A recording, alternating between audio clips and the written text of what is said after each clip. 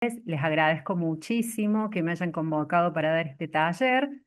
Soy bromatóloga, además de auditora de normas ISO. Trabajé muchos años en relación de dependencia en una distribuidora de Arcor. Si bien mis tareas eran administrativas contables, participé en todas las áreas, desde la gestión justamente de las normas ISO. Y desde hace un tiempo me recibí de bromatóloga y ejerzo como tal. Este taller, más allá de las cuestiones estrictamente teóricas, está enfocado en la práctica, porque las buenas prácticas, como dice su nombre, se pueden adaptar a cualquier tipo de empresas. No necesariamente tiene que ser de alimentos. Es una herramienta más de las cuales nosotros podemos utilizar para mejorar nuestro trabajo. Como habíamos dicho en la presentación, las BPM no es solo tecnología, es el arte de alinear lo que tu empresa hace con lo que el cliente realmente necesita. Hoy Internet verdaderamente es una puerta al mundo, entonces el cliente tiene muchas más opciones para poder elegir. Entonces, ¿cómo hacemos nosotros para que los clientes que tenemos nos sigan comprando, nos sean fieles y cómo hacemos para captar nuevos clientes? Bueno, esta herramienta justamente lo que nos permite es reducir costos, aumentar nuestra rentabilidad y hacer que nuestro servicio y nuestro producto tengan calidad. Si nosotros podemos mejorar nuestros costos, obviamente podemos mejorar nuestros precios. Entonces es un atractivo más para atraer clientes y para que los clientes que ya nos eligen nos sigan eligiendo.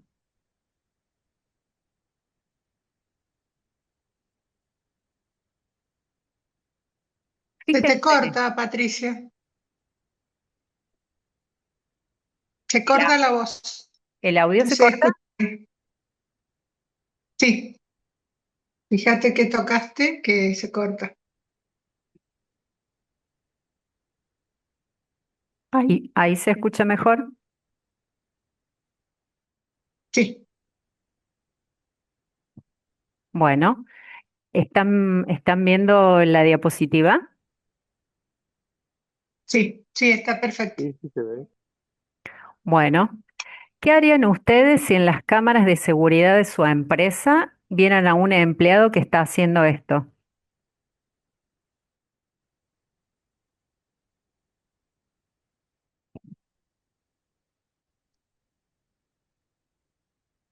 ¿Lo dejamos?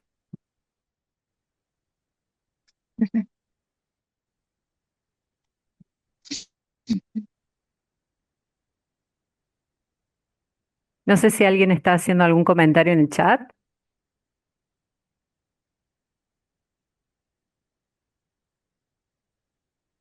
Acuérdense que yo el chat no lo estoy viendo. No, no, no han puesto nada en chat. Está tirando algo, perdón, buenas tardes. Está tirando algo, no alcanzo a ver, pero si algo está tirando, si es plata y si es su sueldo, que lo haga. Exactamente. No se te... Eso es lo que está haciendo. Está tirando fajos de plata a la basura.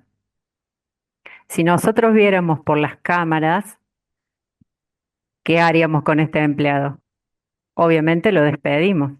Y ustedes me van a decir, no, en mi empresa no hay nadie, no hay ningún empleado que esté tirando plata a la basura. Bueno, pero yo les puedo asegurar que de una forma u otra hay un empleado que está haciendo exactamente eso todos los días en todo tipo de empresas. No está en la nómina de recursos humanos, no marca tarjeta, no tiene uniforme, pero está. Y lo más curioso es que ese empleado se llama igual en todas las empresas. Se llama falta de estandarización. Porque cuando yo tengo que hacer un retrabajo, tengo un lote rechazado, tengo una devolución, tengo que estar corrigiendo tareas mal hechas, estoy tirando dinero a la basura. Entonces no los vemos caer dentro del contenedor, pero el resultado es exactamente el mismo. La diferencia es que si una persona tira billetes a la basura, lo detectamos en 5 minutos. Cuando la falta de estandarización hace lo mismo, nos damos cuenta muchos años después, si es que nos damos cuenta. Entonces, precisamente por esto existen lo que llamamos las buenas prácticas de manufactura. Entonces, más allá de la normativa específica, el verdadero valor de las BPM está en la protección de nuestro trabajo, de nuestra marca y de nuestra caja. Entonces, ¿cómo traducimos la normativa a la rentabilidad?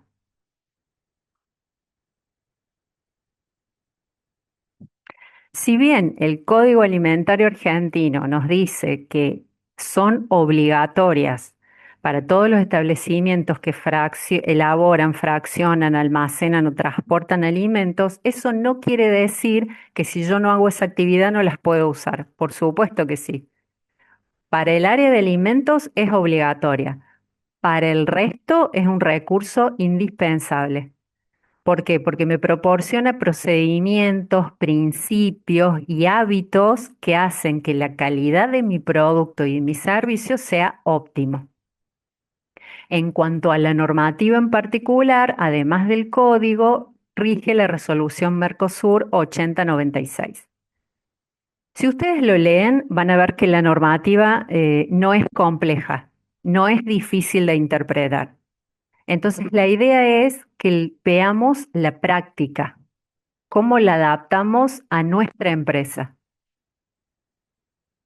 Básicamente, las BPM nos van a hablar de 6 pilares fundamentales. ¿Cómo es el diseño de mi planta o de mi fábrica o de mi depósito de manera tal que se pueda tener un flujo lineal del trabajo y de cero contaminación o contaminación mínima? No necesariamente, o sea, no nos quedemos con la idea de alimentos. Si yo pongo un pallet de madera que está húmeda al lado de un pallet de madera que está óptima, con el tiempo la que está óptima se humedece y puede haber plagas y se echa a perder y etcétera, etcétera. Entonces la contaminación no estamos hablando solamente de bacterias. Otro pilar sobre el cual hace hincapié las BPM es el saneamiento. Saneamiento en la industria es muy distinto a limpieza y no son sinónimos. Para que haya saneamiento debe existir limpieza y desinfección. Entonces tenemos que tener un procedimiento escrito paso a paso de qué uso para limpiar y cómo, controlar las plagas y gestionar nuestros residuos. El tercer pilar somos nosotros, las personas. Esto no está puesto en orden de importancia, lo aclaro. Es simplemente para que se den una idea en qué hace hincapié las BPM.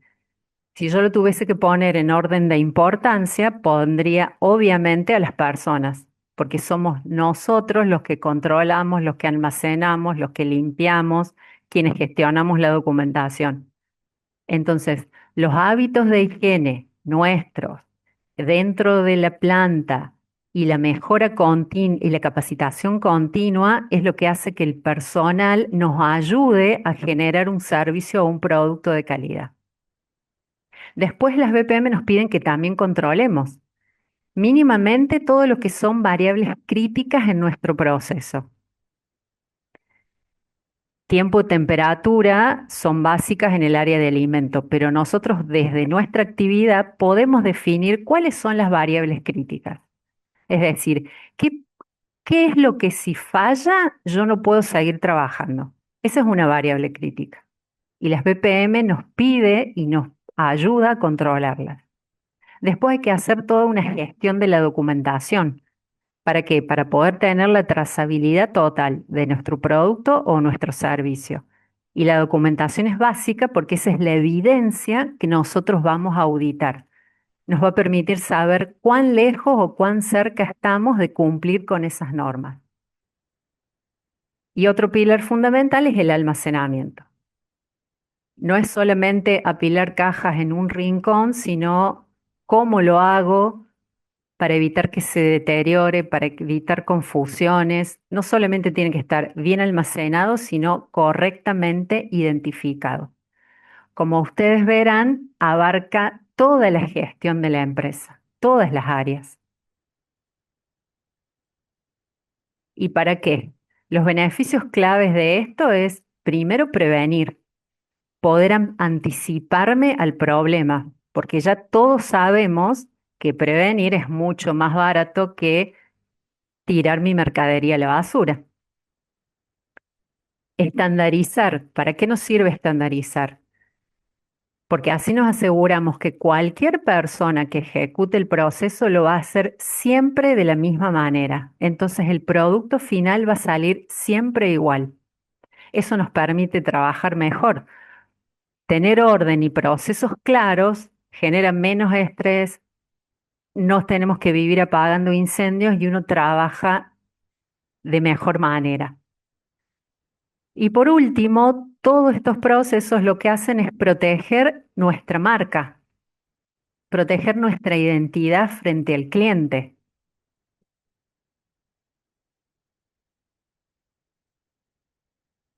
Ustedes imaginen que las BPM fueran como los semáforos en la ciudad.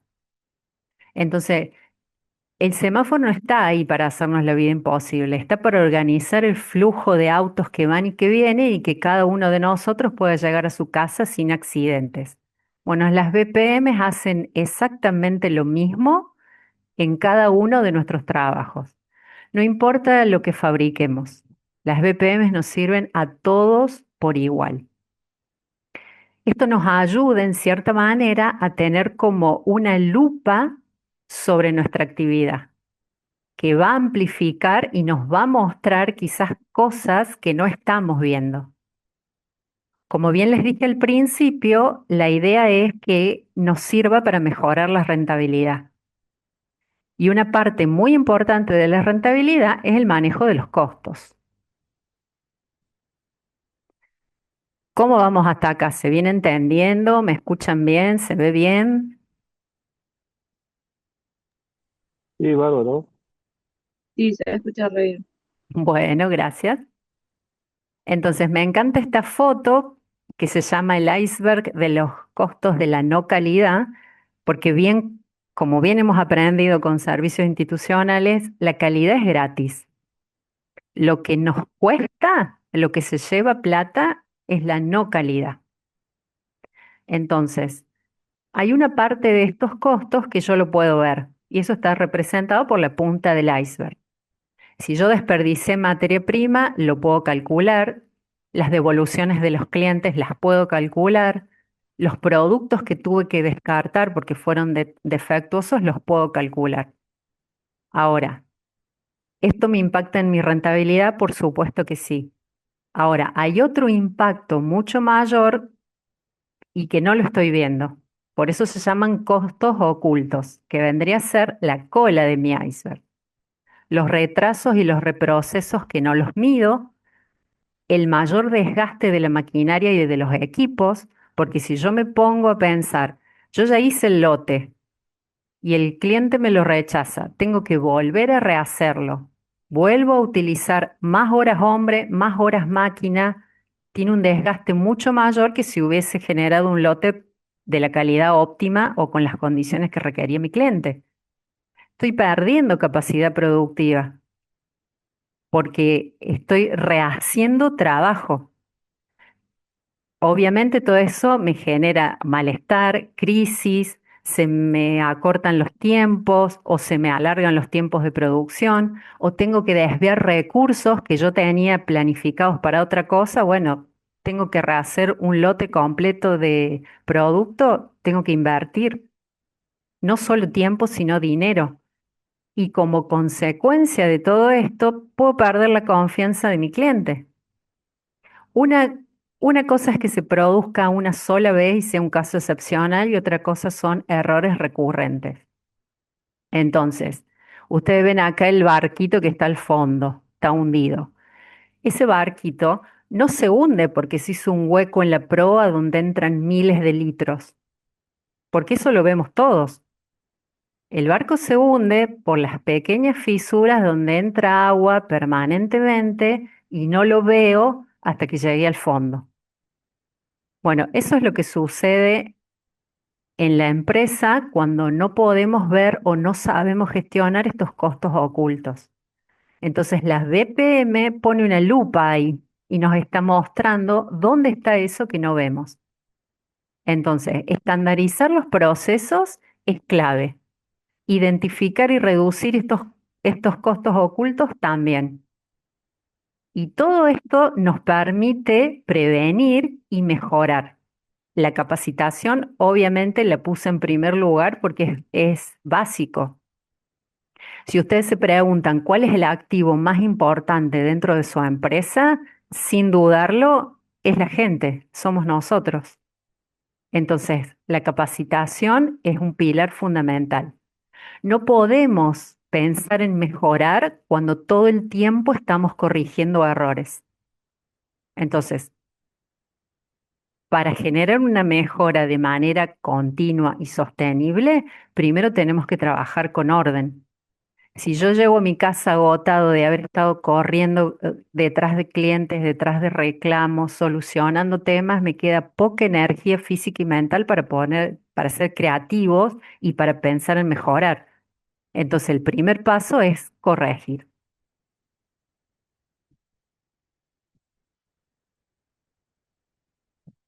Entonces, sin duda, las BPM es una inversión y no un gasto. E influye directamente en tres partes. En la parte económica, sin lugar a dudas, si yo reduzco mermas, si reduzco el retrabajo, si hago mantenimiento preventivo y elimino reprocesos, mi economía mejora. En la parte comercial, no solamente que fidelizo clientes, sino que puedo obtener nuevos clientes y ni qué hablar si aspiro a vender a mercados externos. Pero también tiene un muy buen impacto en el equipo de trabajo, en la cultura de trabajo. Disminuir el estrés, dejar de estar corriendo y apagando incendios y tener el orgullo por el trabajo bien hecho es uno de los beneficios sin duda indiscutibles.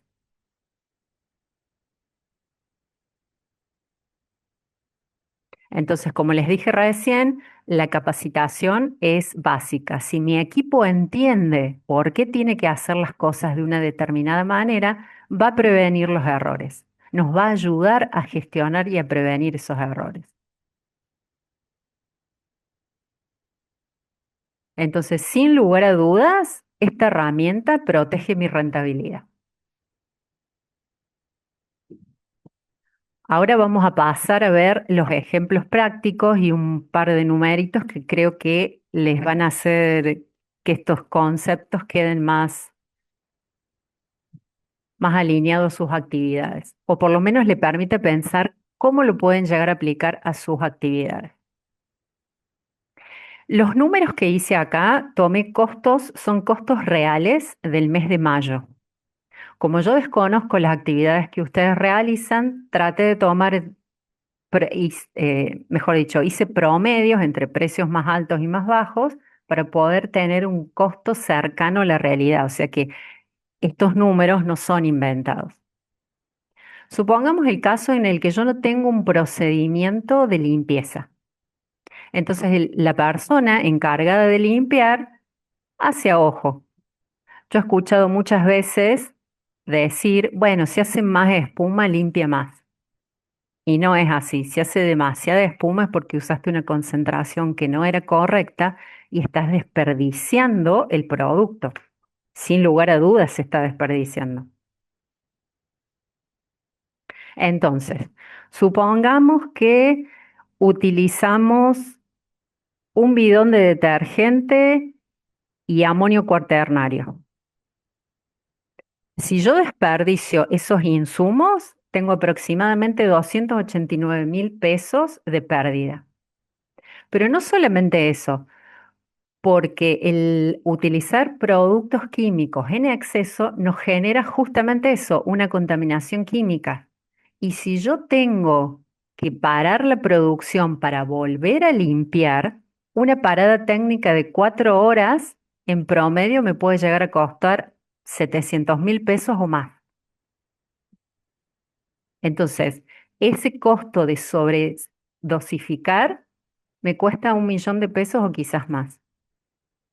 Y la BPM me propone una solución más que simple: usar un vasodosificador y tener un procedimiento operativo de limpieza. La inversión son 4.000 pesos o un poquito más. Frente a 1 millón de pérdida, sin duda es una inversión rentable. ¿Ustedes qué opinan?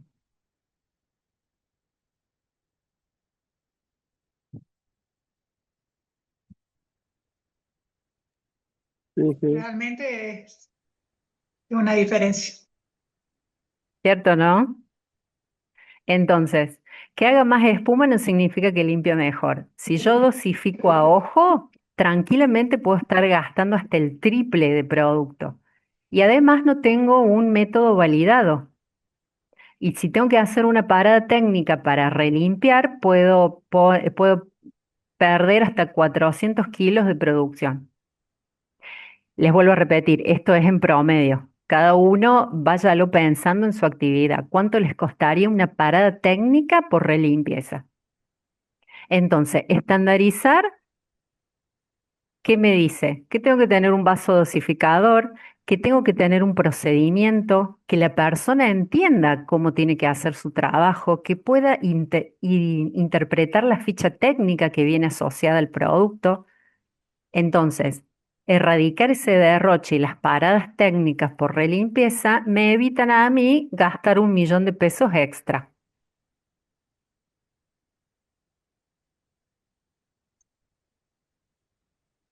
¿Qué pasaría, por ejemplo, si yo fabrico envases?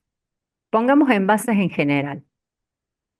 Y resulta que el operador está manipulándolos con las manos sucias, lleno de grasa o restos de comida.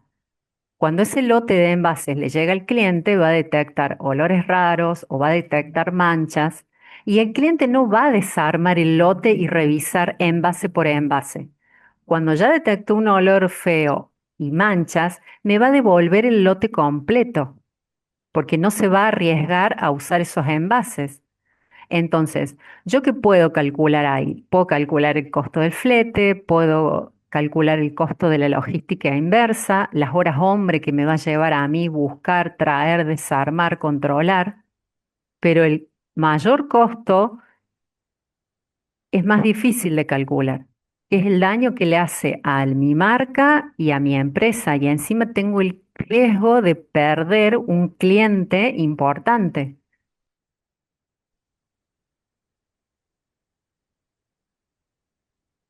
Supongamos que usamos, no sé, 3 bobinas de film y un pallet de cajas que me representan entre ambos 1 millón y pico de pesos. Esa es una pérdida directa por un solo lote. ¿Y cómo lo hubiera evitado yo? Muy simple. Primero, con una capacitación obligatoria. Segundo, teniendo una estación de lavado de manos donde el personal pueda acceder fácil y rápido. Agua, jabón, toallas descartables. Toda esa inversión son 15.000 pesos o menos. Frente a 1.080.000 de pérdida, sin lugar a dudas, es una inversión preventiva. Acá les hice el acumulado, fíjense.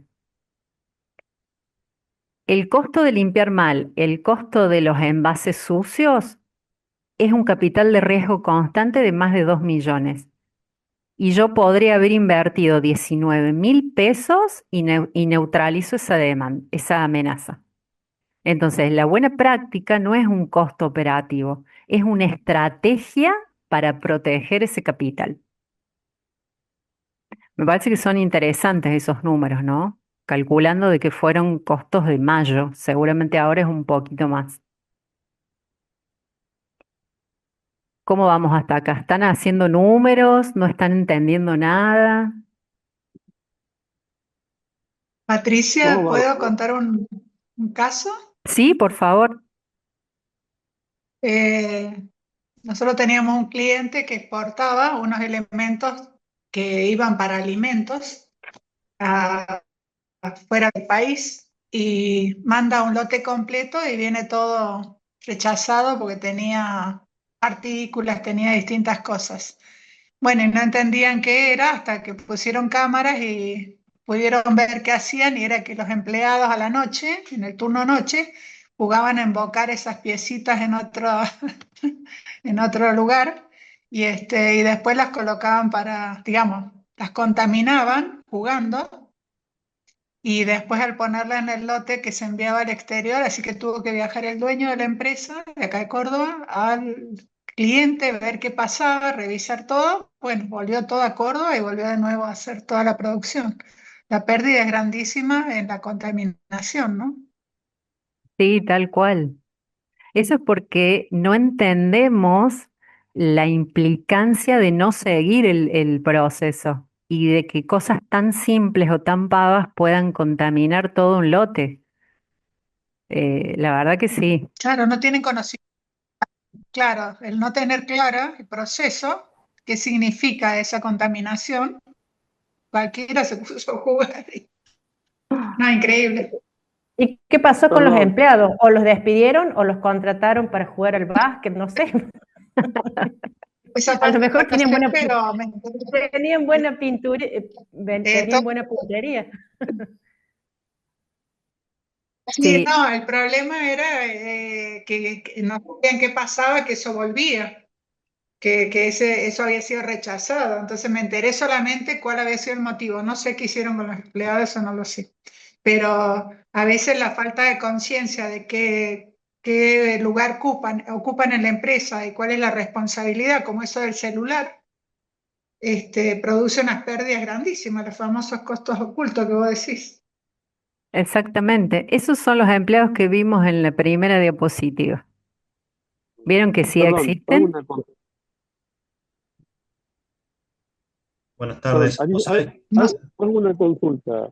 Sí, ¿Es falta de capacitación o es falta de interés del operador? Son dos cosas distintas, porque muchas empresas los capacitan y después eh, no tienen interés. Y es lo que hablábamos en la capacitación pasada, martes pasado, si no me equivoco, hablaba de que, o sea, hay gente que va porque busca el sueldo y ya está, no le importa un rabanito pelado si funciona o no funciona, van por el sueldo y no tienen la dimensión del estrago que puede generar solamente a la empresa que le paga el sueldo, sino a todos los niveles, clientes y hasta sus compañeros. Digo por así, estamos en una generación donde, eh, bueno, yo ya casi estoy ya llegando a los 50, pero la generación joven ahora le importa muy poco las cosas, ¿no? O sea, si está, si no está, no valoran, hay un montón de cosas que no valoran, sacando el tema de capacitación, ¿no? Sacando la capacitación, la inducción que muchas empresas se gastan en eso, pero hoy vemos que la gente, sobre todo la joven, no digo todos, pero en general se le da muy poca importancia a valorar lo que están haciendo. No saben o dónde repercute lo que hacen y lo que dejan de hacer. sí, Claro. sí, sí, es así. ¿Puedo Y- contestar una cosa? Sí, Te por dejo favor. después vos, Patricia, ¿puedo contestar? Sí, sí. Mira, nos ha pasado con una empresa que nos pide justamente esto, que hay errores recurrentes en un área. Entonces nos pide una capacitación. La capacitación sola no sirve, es una cuestión de liderazgo. La generación ha cambiado, ahora son todos jóvenes. Los jóvenes están distraídos, dice que no se comprometen, que están todo el tiempo con el celular, no les importa si pierden el trabajo, a veces trabajan 3 meses y se van. Es lo que ha llegado, es lo que ha llegado, entonces hay que trabajar con esa gente. Los empleados de antes que duraban, se jubilaban dentro de la empresa no van a existir más. Está esta generación nueva donde hay que trabajar sobre esta generación. Y por otro lado, nosotros consideramos desde la consultora que hay que hacer, es una cuestión de liderazgo. El líder tiene que estar cerca de la gente y vos los capacitas, pero a la vez los controlás, los mirás, los vas corrigiendo, buscás dónde está el error. Si vos no haces ese trabajo, que es crear un buen hábito y que la persona entienda qué función está cumpliendo, porque vos una capacitación te van a entender lo van a saber hacer y les va a durar una semana. A la semana vuelven al mal hábito, porque es más fácil, es más cómodo. Entonces, les doy un caso, McDonald's, cuando entra un empleado nuevo, le pone 30 días un coach, un tutor al lado. La persona no puede hacer nada si no le pregunta al tutor, ya terminé esto, ahora qué hago, ya terminé esto y ahora qué hago. Y el supervisor va, el tutor va y lo controla y le dice, está bien, no, mira, tenés que seguir limpiando, tenés que seguir haciendo esto, corregir acá. Entonces en esos 30 días esa persona crea un hábito. Pero si no se trabaja así, más ahora con estos jóvenes, justamente McDonald's trabaja con gente joven. Si no se trabaja así, lamentablemente el que vos le enseñes, porque todo el mundo dice, ya le dije 10 veces y no lo hace, y 10 veces y se enojan. Y bueno, serán 1000 veces si es un buen empleado y sirve. No hay gente en el mercado. Otra de las cosas, el empleado que tenés lo tenés que sacar bueno sí o sí o sí. Es un trabajo ahora hormiga y de todos los días, es crearles hábitos, estar encima. El trabajo del líder ahora es increíble lo que va a tener que hacer, porque esa generación ya llegó. Gracias, Patricia. Quise decir esto porque es una problemática que nos está pasando todos los días, que nos piden una capacitación cortita y con una capacitación de 4 o 5 horas, la persona va a entender, pero no lo va, a la semana se pierde esa plata. Sí, sí, es así. Bueno, voy a spoilear un poco la filmina final, eh, que basada en mi experiencia, yo creo que cuando el proceso no está claro o no está bien explicado, induce a la persona al error. Y es verdad, sí, estas nuevas generaciones tienen otro criterio, otra cultura del trabajo. Pero ahora, en el ejemplo que daba Lilian, ¿y por qué estaban solos a la noche jugando? Eso es lo que yo me tengo que preguntar. ¿Por qué estaban solos a la El noche jugando con supervisor las piezas? quizás estaba mirando.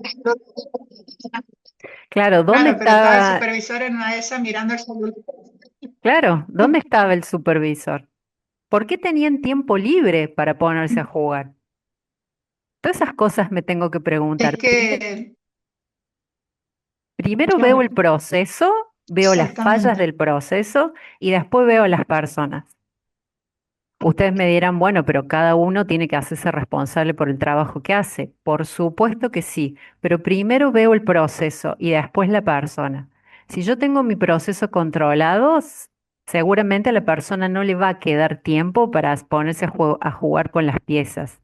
Si mi supervisor entiende su responsabilidad y cómo influye en la calidad del producto, no va a dejar que los empleados estén jugando con las piezas. Entonces, miro mi proceso y después las personas.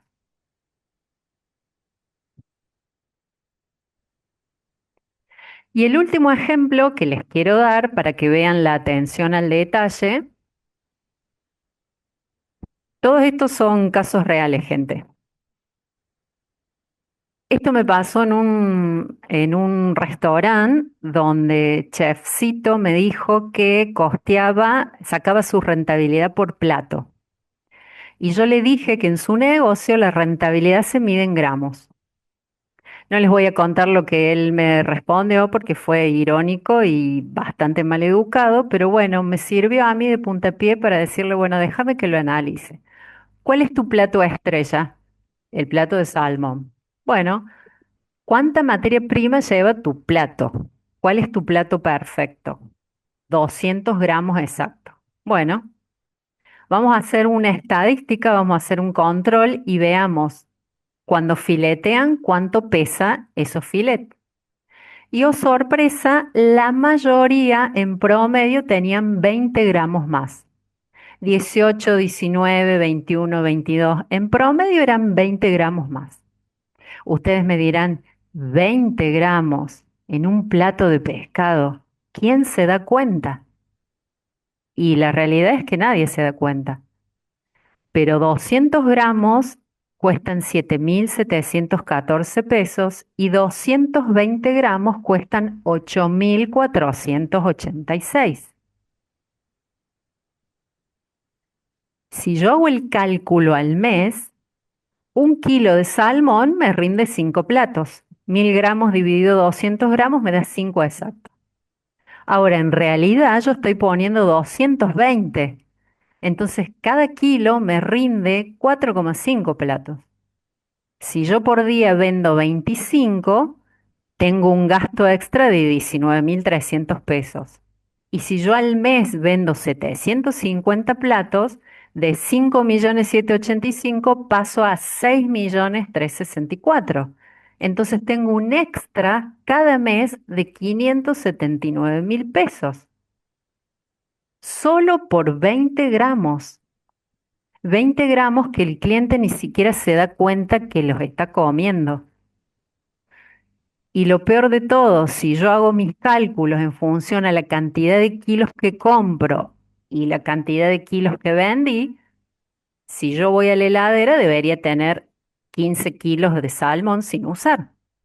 Resulta que voy a la heladera y los 15 kilos no están. Entonces yo como dueño, ¿qué es lo primero que digo? Y los empleados me están robando. O están quemando el salmón y lo vuelven a hacer y gastan de más. O el proveedor me estafa, resulta que la caja no trae la cantidad de kilos que me dice. Y nada de eso estaba pasando. Lo que estaba sucediendo es que cada uno fileteaba a su manera, no todos tenemos el mismo pulso y cada filet en promedio estaba llevando 20 gramos extra. Entonces, el cliente no lo diferencia, pero mi caja a fin de mes me está diciendo que me faltan 579.000 pesos y mi heladera me está diciendo que me faltan 15 kilos de salmón. Entonces, la BPM, ¿qué me dice? Tenés que tener un proceso escrito, tenés que tener una balanza calibrada y tenés que hacerle entender a las personas el valor de 20 gramos. Ustedes se imaginan la cara de Chefcito cuando yo le hice estos números. Si hubiese sido mala, le tendría que haber dicho, bueno, hagamos este mismo cálculo, pero para Pascuas, donde vendes más y el pescado es más caro. No lo hice porque, bueno, me dio pena nomás verle la cara. Pero esto es un ejemplo simple y de la vida real. Entonces, las BPM, ¿qué me proponen? En cada uno de los casos, lo que está en común es que tengo que tener un procedimiento estandarizado, de que tengo que capacitar al personal y tengo que controlar y verificar.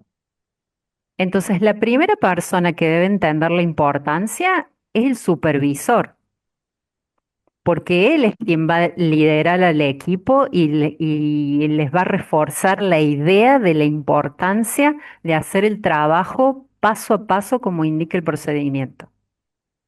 Entonces, si yo me quiero garantizar que la persona que limpia bien, tengo que tener un procedimiento estandarizado. Entonces, no tengo que calcular a ojo nada. Ya sé cuál es la cantidad, cuál es la concentración, cuál es el método.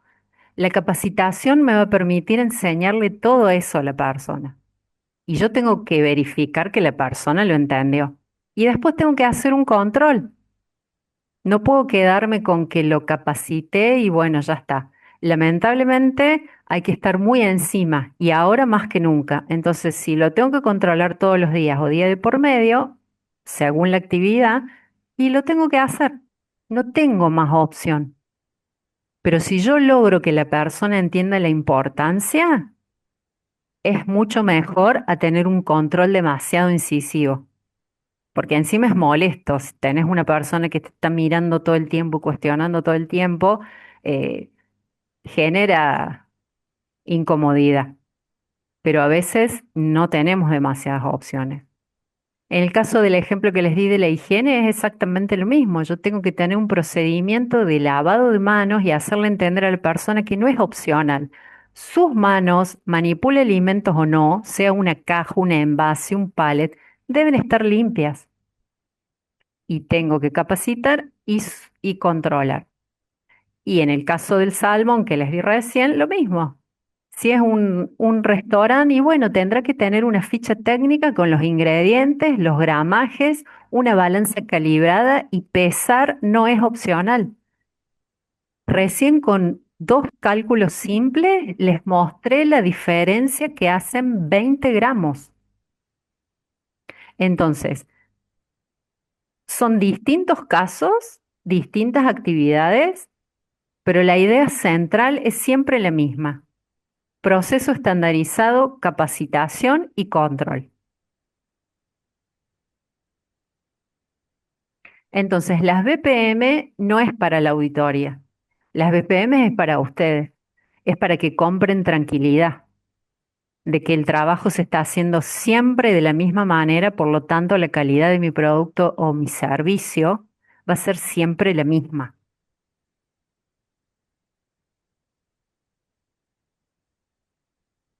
Yo les hice con los ejemplos les hice mucho foco en los costos, porque es una variable que pega directamente en la rentabilidad.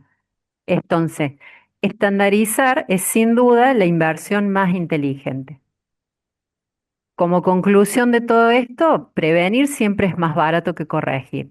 Las BPM terminan cuidando la caja de tu negocio.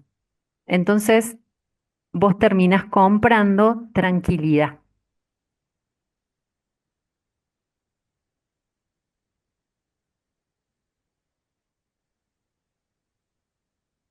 Esto es lo que les decía recién. Cuando ustedes vean un error o encuentren un error, lo primero que se tienen que preguntar es, ¿qué permitió que ocurriera? No hago, primero, no hago foco en la persona, hago foco en el proceso. Obviamente que la persona debe responder porque es responsable por su trabajo, pero lo que primero tengo que preguntarme es, ¿qué permitió que el error ocurra? No tengo que aceptar que me digan, bueno, pero siempre lo hacemos así. Bueno, pero es una persona la que se equivoca. No, bueno, pero es un caso aislado. No, eso no me sirve para mejorar. Yo analizo el proceso y me tengo que preguntar qué fue lo que permitió que el error ocurra. Entonces me gustaría que se lleven estas tres preguntas y se las hagan ustedes mismos y juntos con sus colaboradores. Les puedo garantizar que es un muy buen análisis de situación. Primero, ¿qué tarea realizo por costumbre y no me pregunto si es la mejor manera de hacerla? ¿Qué problemas enfrento hoy que podrían ser consecuencia de procesos que nunca me cuestioné? ¿Y qué pequeño cambio podría generar un impacto significativo si lo sostengo en el tiempo? Yo les aseguro que si se animan a contestarse esas tres preguntas, van a tener un muy buen análisis de situación inicial. A lo mejor se llevan la sorpresa que están mejor de lo que pensaban o quizás peor de lo que pensaban. Pero si yo no me hago buenas preguntas, no obtengo buenas respuestas. Si no me animo a cuestionarme, voy a seguir haciendo las cosas de la misma manera, pero los errores van a seguir ahí, abajo de la alfombra. Y después me pregunto, ¿por qué trabajo tanto? Tengo buen flujo de ventas, pero cuando hago mi caja a fin de mes, me queda muy poca plata, muy poca rentabilidad. Pagué el gas, la luz, los sueldos, un par de cosas más y tanto trabajo para ganar tan poco. Bueno, esa es justamente la cola del iceberg, todos esos costos que no estoy viendo. Pero me tengo que animar a preguntarme qué es lo que hago sin fijarme en las consecuencias, por qué mi proceso funciona como funciona.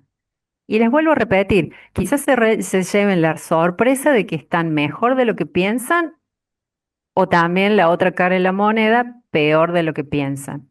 Y muchas veces puedo lograr impactos significativos con pequeños cambios.